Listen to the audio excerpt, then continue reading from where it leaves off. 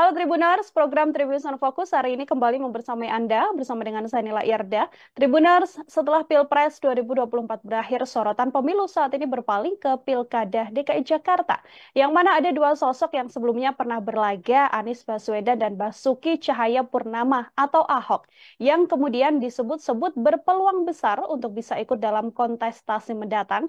Lalu akankah keduanya bisa kembali ikut dalam kontestasi, menjadi kawan, atau bahkan bisa menjadi lawan kembali? Saya akan membahasnya, sudah tersambung melalui Zoom bersama dengan saya, pengamat politik dari Aljabar Strategi Kada, Mas Rifki Caniago. Mas Rifki, apa kabar? Terima kasih banyak sudah bergabung, Mas Rifki. Ya, Alhamdulillah Mbak Nila dan selamat siang ya. Ya, terima kasih banyak menyempatkan waktunya hari ini Mas Rifki berbincang bersama dengan saya. Ini saya ingin berdiskusi dan membahas terkait bagaimana kemudian sorotan di Pilkada DKI Jakarta begitu ya.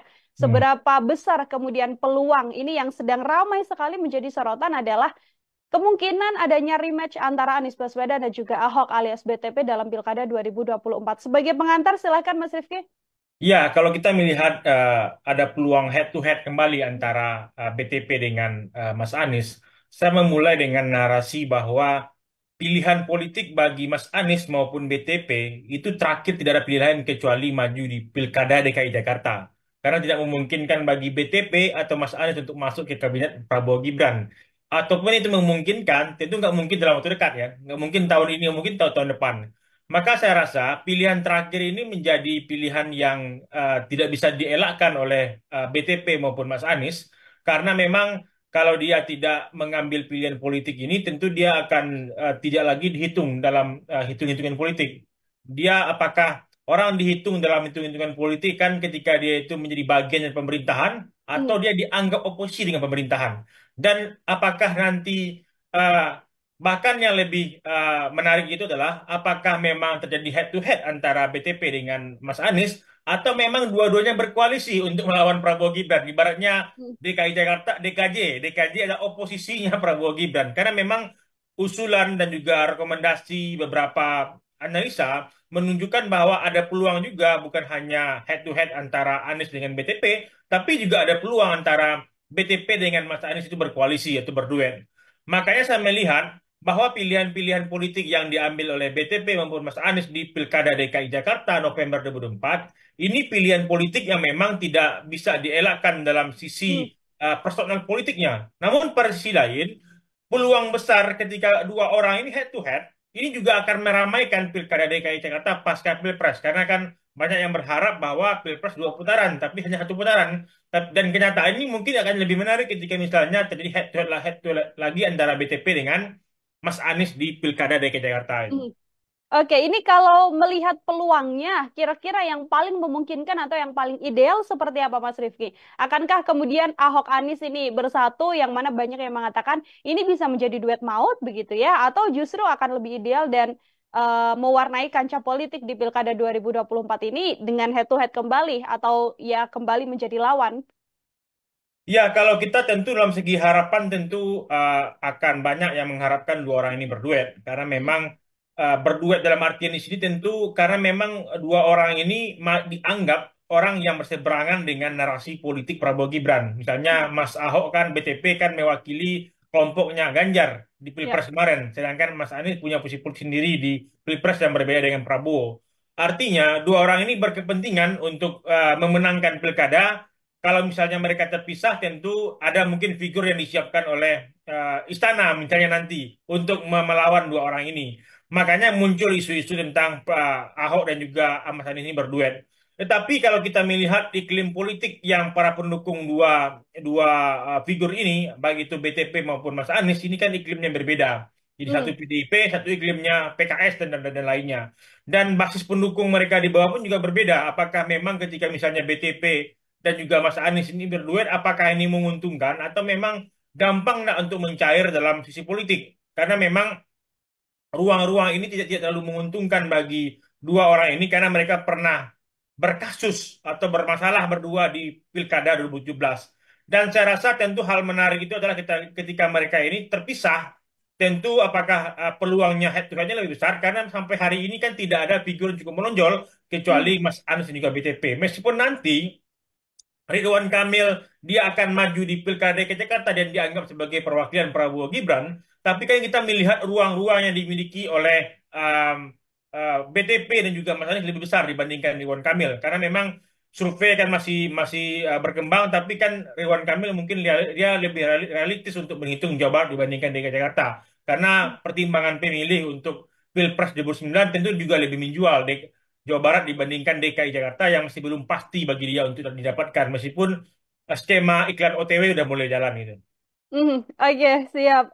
Mas Rifki, ini tadi yang sempat disinggung oleh Mas Rifki, ini kan ada latar belakang masa lalu begitu ya, antara BTP dan juga Pak Anies Baswedan, yang kemudian dari sisi pendukungnya saja ini menjadi hal yang sangat berbeda. Tapi kalau kita tanya PDIP, ini memang sampai sekarang PDIP belum menjawab secara gamblang. Hanya saja PDIP mengatakan nantinya akan mengusung partai untuk menghindari SARA, untuk memperkuat nasionalisme dan sebagainya. Artinya apabila memang ada tangan-tangan yang bisa membuat Anies Baswedan dan Ahok ini kemudian bersatu atau berduet begitu ya untuk Pilkada DKI Jakarta, ini akan jadi hal yang luar biasa besar juga, Mas.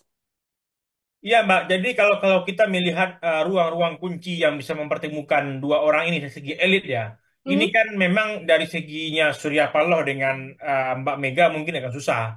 Tapi ada sisi menarik yang bisa mempertemukannya, yaitu antara hubungan Pak JK dengan Bu Mega yang baik, yang sangat baik.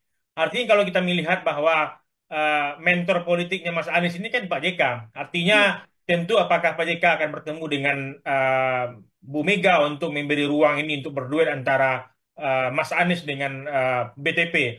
Dan saya rasa membaca kemungkinan itu juga akan menarik. Tapi tentu dari segi sebuah harapan tentu juga ada sisi yang tidak mungkin kita kita kaji ya. Tidak mungkin itu adalah bahwa akan juga susah menyatukan orang yang memang 5 tahun terakhir atau mungkinlah hampir 10 tahun terakhir yang memang ibarat minyak dan air ya.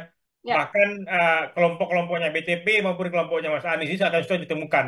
Ini mewakili kelompok yang cukup nasionalis dan lebih terbuka cara berpikirnya. Ini lebih religius, artinya juga akan menyusahkan untuk mempertemukannya. Makanya ini kita juga akan melihat apakah kepentingan misalnya ketika di luar itu terlempar PKS dan juga PDIP dalam skema kabinet Prabowo Gibran, tentu secara elit ruang koalisi antara Anies dan juga BTP lebih besar. Tetapi yang menyulitkan itu adalah bagaimana cara mempertemukan antara pendukungnya Ahok dengan pendukungnya Anies, karena Hmm. mereka sama-sama terluka cukup lama untuk gara-gara tokoh-tokoh yang mereka dukung ini, baik itu pendukungnya Mas Anies maupun pendukungnya BTP, mereka tentu punya ideologis juga prinsip sendiri memandang BTP maupun memandang Anies. Ini yang menurut saya menjadi PR besar bagi Hmm. BTP maupun Anies. Tetapi dalam posisi tidak ada tidak mungkin Mbak Nila, karena memang ketika Hmm. Prabowo jadi Menhan dan terpilih di Pilpres sebagai didukung oleh Pak Jokowi, siapa yang menyangka kan bahwa uh, Pak Prabowo di endorsement oleh Pak Prabowo dan sebagai calon presiden. Dan saya rasa hubungan antara BTP dengan Mas Anies tidak serumit hubungan dari Pak Jokowi dan juga Pak Prabowo 2 periode bertarung. Tapi ini Hmm. kan memang rumitnya karena memang sisi-sisi ideologis yang muncul di 17. Tapi segi elektoral masih banyak memungkinkan kedua orang ini bertemu. Apalagi hubungan Bu Mega yang juga semakin renggang dengan Pak Jokowi dan juga Pak Prabowo. Apakah ini momentum ketemunya BTP dengan Mas Anies? Kita lihat nanti, teman.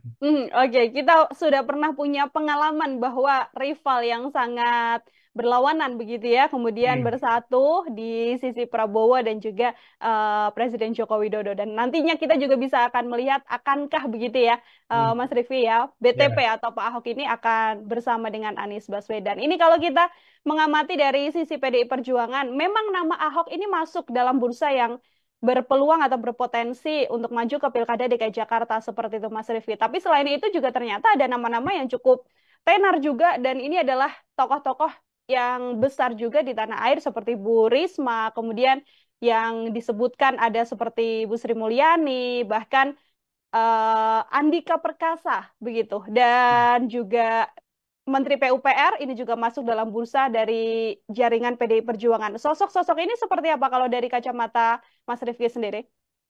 Ya, sebelum saya melihat dari figur-figur ini, bahkan prediksi saya tentang Ahok ini akan maju di Bursa DKI Jakarta ini pernah saya sampaikan juga di Tribun, Mm-mm. Fokus Tribun ya, 3 minggu menjelang Pilpres, ketika Mm. nggak salah ya, kalau detik-detik ketika misalnya eh, Pak Ahok keluar dari Pertamina, Bahkan Ya. itu mungkin video masih bisa dicek ya, bahwa saya memprediksi bahwa target yang diincar oleh Pak Ahok ini bukan soal mendukung Ganjar, tapi garansi mendukung Ganjar untuk Pilkada DKI Jakarta. Bahkan kenyataannya hari ini terbuka kan. Tapi yang kalau kalian lihat dalam artian nama-nama yang muncul selain Mas Anies maupun Pak Ahok, ini beberapa nama Andika, nama bahkan Sri Mulyani, Ya. bahkan Pak Basuki pun juga disebut ya. Dan saya rasa bahkan Risma pun disebut, tapi Risma yang dianggap cukup menonjol mungkin di level wali kota Surabaya dulu, tapi ketika dia menjadi bagian dari pemerintahan Jokowi, bahkan nama tenggelam sebagai Hmm. politisi yang cukup mumpuni disiapkan oleh PDIP di Pilkada DKI Jakarta. Bahkan saya rasa momentum yang dimanfaatkan oleh Ahok dalam manuver-manuver politiknya, misalnya ketika melihat peluang-peluang di level um, apa namanya di level isu-isu, misalnya ketika Pak Ahok mengomentari soal warga Jakarta yang berKTP DKI Jakarta tapi kerjanya di Bogor misalnya. Tapi ini kan komentar-komentar yang udah membuat positioning politik bagi Pak Ahok bertentangan dengan Pak Heru. Artinya apakah sinyal politik ini Pak Ahok bukan membangun narasi politik oposisi dengan Mas Anies, tapi mungkin dengan Pak Heru yang dianggap sebagai PJ-nya pemerintah. Hmm. Dan saya rasa ini menariknya adalah bahwa ternyata narasi-narasi yang berkembang itu adalah banyak kemungkinan juga bahwa antara Pak Ahok dengan Mas Anies akan berkoalisi karena memang serangan-serangan politik antara Mas Anies dengan BTP hari ini kan nggak setajam dulu. Bahkan mereka ini masih melihat ruang-ruang yang berbeda tentang DKI Jakarta karena memang PJ hari ini adalah Pak Heru. Dan saya rasa kalau kita menyebut nama-nama yang lain, ini kan belum bisa juga greget, Mbak. Artinya Ya. apakah Sahroni dan lainnya belum belum bisa juga menarik perhatian publik. Dan saya rasa kerja-kerja sampai Agustus ini juga penting bagi para paslon untuk mendapatkan tiket atau mungkin menjadi pertimbangan bagi publik untuk masuk bursa cagup maupun cawagup DKI Jakarta. Karena poinnya justru ada dua sisi juga ya, Mas Rifki. Tidak hanya melawan nantinya pasangan yang maju di Pilkada DKI Jakarta, tapi kalau dari sisi bagaimana kemudian PDIP yang menempatkan diri berkemungkinan sebagai oposisi, ini juga nantinya akan melawan pemerintahan Prabowo Gibran ke depan seperti itu. Ya, Oke. Kar- Ini kar- ya, Mbak Nila, saya melihatnya adalah bahwa ini kan bahwa usulan tentang DKJ ini yang awalnya kan dipilih oleh Presiden kan, hmm, pada akhirnya kan kembali lagi ke momentum pilkada. Dan saya rasa ini menjadi momentum juga bagi partai yang mengambil oposisi untuk memenangkan pilkada DKJ Jakarta, karena ketika misalnya momentum pilkada diambil, maka karena kan ruang kiblat DKJ sama Jakarta dengan istana kan sama, Mbak. ya. Kamera TV teman-teman media pun sama. Ketika mereka itu nggak mengarah ke istana, ya nggak mengarah ke gubernur DKI. Hmm. Artinya panggung politik antara jadi gubernur DKJ sama jadi presiden itu sama. Karena secara anggaran pun sama besar kan.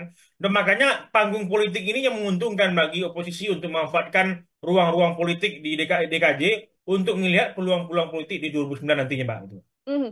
Setelah ini nama-nama yang tadi disebutkan yang masuk ke bursa PD Perjuangan atau kelompok-kelompok yang saat ini berseberangan dengan pemerintahan begitu ya Mas Rifki. Hmm. Tapi kalau yang di dalam pemerintahan ini kan yang tadi sempat disebut oleh Mas Rifki ada nama Ridwan Kamil.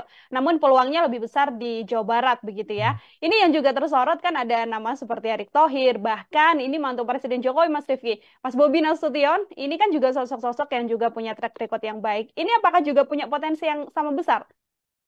Ya, kalau dalam masuk bursa tentu ada ruang ya. Bursa kan juga memberikan ruang kepada orang untuk masuk. Artinya, misalnya nama Erick Thohir, nama Bobi, atau mungkin nama Kaisang pun juga sempat beredar kan Ya. sebagai uh, Cagup DKI Jakarta. Tapi kan kita kan juga berhitung dalam hitung-hitungan yang realistis, ya. Artinya, kalau kita melihat skema iklan OTW dari yang dibangun oleh Mbak Ridwan Kamil, tentu dia Hmm. realistis ya bahwa pemilih secara elektoral ini kan masih kuat dalam skema Anies Baswedan, ada juga Pak Ahok di DKI Jakarta. Artinya karena mereka ini pernah bertarung, tentu skema pemilihnya terbelah dua. Artinya skema pemilih apa yang diambil oleh Pak Ridwan Kamil atau Sahroni kalau memang ingin masuk ke figur baru. Pada sisi lain, kalau kita melihat sisi elektoral munculnya Mas Bobi atau mungkin Erick Thohir atau mungkin Kaisang, Kaisang mengambil ruang-ruang mana? Apakah Anda akan berebut dengan pemilihnya BTP, kalau misalnya BTP maju, atau mungkin ada mencari pemilih baru? Dan saya rasa polarisasi yang ada di DKI Jakarta, di Jakarta ini masih masih tajam, maksudnya masih masih terfigurkan kepada arahnya ke Pak Ahok atau Pak Mas Anies. Makanya pertanyaannya ke depan adalah seberapa kuat secara branding Erick Thohir, Mas Bobi maupun Mas Kaisang untuk membangun persepsi publik ini ke depan bahwa mereka ini mampu mengimbangi dominasi yang dimiliki oleh um, Mas Anies dan juga BTP gitu. Oke, ini yang nantinya sosok baru yang bisa muncul untuk kemudian menandingi pesona begitu ya dalam tanda kutip yang saat ini dimiliki oleh Anies Baswedan dan juga BTP dalam bursa Pilkada 2024. Ini kalau dua pertanyaan terakhir dari saya, Mas Rifki. Yang pertama, kalau dari prediksi Mas Rifki sendiri, seberapa banyak persentasenya bahwa nantinya Anies dan juga Ahok ini kemudian akan maju ke akan maju ke Pilkada 2024 di DKI Jakarta sebagai lawan atau sebagai kawan. Ini seberapa besar persentasenya, Mas? Dan kalau saya membaca persentase untuk mereka itu head to head itu Mhm. ya ya 80% lah mereka akan head to Hmm. head. Tapi kalau ada ruang 50-50 mereka itu akan berduet. Saya karena memang format DKJ Jakarta ini Pilkada DKJ Jakarta ini akan sama dengan format apakah PDIP akan masuk kabinet atau tidak. Kalau Hmm. misalnya PDIP masuk kabinet dan ditawari menjadi menterinya Prabowo Gibran, dan saya rasa Ahok juga akan berhadapan dengan Mas Anies di Pilkada DKI Jakarta. Karena ini kan juga pilihan-pilihan politik yang cukup menarik. Hmm. Atau misalnya ketika Nasdem dan PKB masuk ke dalam dan ada tawaran untuk Mas Anies untuk maju di Pilkada, bisa jadi Anies ini akan jadi orang istana nantinya untuk menghadapi Mas Oh. Ahok. Karena ini kan sebuah kartu yang memang segitiga politik, Mbak. Hmm. Apakah ini memang bagian dari Bu Mega, bagian dari kubunya Pak Surya Paloh dan JK, atau memang kubunya Prabowo Gibran dan juga Jokowi. Dan saya rasa ada kemungkinan bahwa Mas Ahok mewakili kelompoknya istana, atau Mas Anies yang mewakili kelompoknya istana. Banyak kemungkinan. Atau memang istana akan menyiapkan figur baru dari luar BTP dan juga Mas Anies. Karena sampai hari ini, kalau kita berhitung tentu cukup rugi bagi istana akan menyiapkan figur yang juga akan kalah di Pilkada DKI Jakarta. Tentu figur Hmm. yang menang. Pilihannya adalah apakah merapatnya Anies atau merapatnya BTP. Dan saya rasa ini kan tergantung mentor politiknya. Apakah ini kemanakah restu Bu Mega dan kemanakah restu Pak JK? Pilihan itu yang juga akan mengarahkan dua figur ini. Tetapi saya juga masih punya waktu ke depan. Seberapa kuat misalnya Riza Patria dan lainnya kan juga Riza Ya. Patria kan meskipun dia belum juga unggul dalam dominasi dua figur ini atau mungkin figur-figur lain yang juga akan dipersiapkan sebagai gubernur DKI Jakarta ke depannya. Maka saya rasa ini juga akan melihat kompromi politik yang akan terjadi ketika misalnya antara BTP dengan Mas Anies itu head to head. Karena pilihan politiknya apakah ini memang tarung antara figur oposisi tanpa ada kepentingan dari istana, atau ini menjadi orang-orang dua ini juga akan berebut juga dukungan istana agar menang di Jakarta dengan garansi mereka juga akan masuk bursa di Pilpres 2029. Karena kan Prabowo kan nggak punya kepentingan lagi di 2029. Hmm. Ini kan juga sebuah kaderisasi bagi Pak Prabowo. Apakah nanti mereka tidak akan nakal 5 tahun ke depan atau sehingga menjadi gubernur yang baik? Atau apa garansi yang juga akan dipersiapkan dari dua figur ini ketika mereka menjadi bagian dari dan atau berharap dukungan dari istana gitu. Oke, karena tiketnya tidak hanya maju ke Pilkada DKI Jakarta saja rupanya ya, Mas Rifki, Iya. karena di 2029 juga punya kans yang juga cukup besar untuk bisa maju ke kontestasi Pilpres kembali di 2029 apabila memang Anies Baswedan ini nanti memutuskan untuk berada di posisi mana agar menguntungkan untuk kontestasi 2029 mendatang. Oke, terakhir dari saya, Mas Rifki, mungkin juga sekaligus bisa menjadi closing statement. Ini kalau melihat Jakarta begitu ya, meskipun sekarang kan ibu kotanya akan bergeser ke IKN, tapi Jakarta kan masih jadi salah satu kota yang cukup beken juga untuk kemudian dipimpin oleh sosok yang juga ideal begitu. Ini sosok seperti apa sih Mas yang nantinya bisa memimpin Jakarta begitu ya dengan segala problematika yang ada di dalamnya? Ya, saya membaca bahwa memang meskipun DKJ ini atau bukan Jakarta bukan lagi DKI, tapi Hmm. kita akan mengarah ke IKN, tapi saya merasa bahwa DKJ akan tetap menjadi sebuah pusat ekonomi, pusat pemberitaan ke depannya tidak akan hilang dalam dalam konteks politik dan Jakarta masih menjadi ranah menarik bagi Hmm. figur-figur muda, orang-orang daerah atau politisi untuk berkarir politik sebagai batu loncatan untuk jadi presiden ke depannya. Karena saya melihat bahwa persoalan-persoalan di Jakarta ini kan mewakili banyak kelompok, banyak suku. Artinya ini kan secara ekonomi masih menjadi apa namanya pusat bagi Indonesia ke depannya. Meskipun kita akan pindah ke IKN, kan secara ekonomi kan juga butuh puluhan tahun untuk membangun di Kalimantan. Artinya Ya. mungkin 30 tahun ke depan.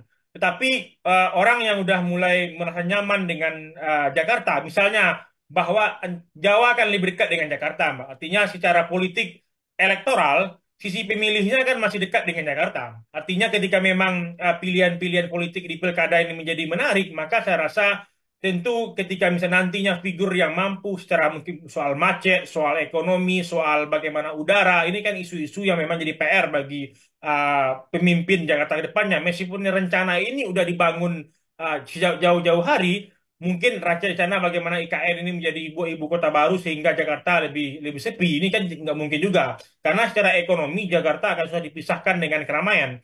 Maka tantangan ke depan ini juga akan menarik. Apakah misalnya nanti mungkin ruang-ruang ini juga akan dimanfaatkan oleh Pak Ahok. Apakah dia akan menggunakan pendekatan yang tegas, yang memang untuk merapikan Jakarta, atau memang pendekatan kultural yang dimainkan oleh Mas Anies. Dan saya rasa ini juga akan menarik. Atau memang ada figur yang menarik ketika misalnya Ridwan Kamil menawarkan tata kota yang juga menarik untuk DKI Jakarta. Atau mungkin Pak Erik.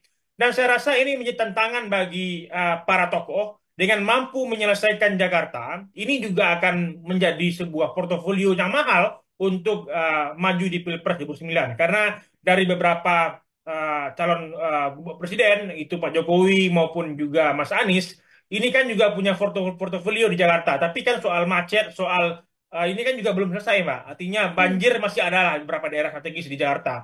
Artinya PR-PR inti ini ketika diselesaikan oleh para gubernur terpilih nantinya, saya rasa dia akan menjadi presiden yang sulit ditandingi di Pilpres 2009 nanti, Pak. Itu, Pak. Oke, apabila bisa menyelesaikan permasalahan di Jakarta, ini tiket besar untuk bisa memenangkan kontestasi Pilpres 2029 ini juga sama besarnya seperti itu ya, Mas Rifki. Mas Rifki, terima kasih banyak untuk kesempatannya hari ini berbincang bersama dengan saya, luar biasa sekali. Semoga di lain kesempatan ada waktu lagi, Mas, untuk kemudian berbincang dan berdiskusi dengan tema-tema yang lainnya. Selamat beraktivitas kembali, Mas Rifki.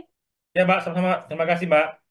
Ya, Tribuners, demikian obrolan saya bersama dengan pengamat politik dari Aljabar Strategik, Mas Arief Ki Caniago. Nantikan obrolan saya dengan tema-tema lainnya dan narasumber lainnya yang pastinya hanya dalam program Tribunnews on Focus. Sanila Irda pamit undur diri. Terima kasih dan sampai jumpa. Download Tribun X sekarang. Menghadirkan lokal menjadi Indonesia.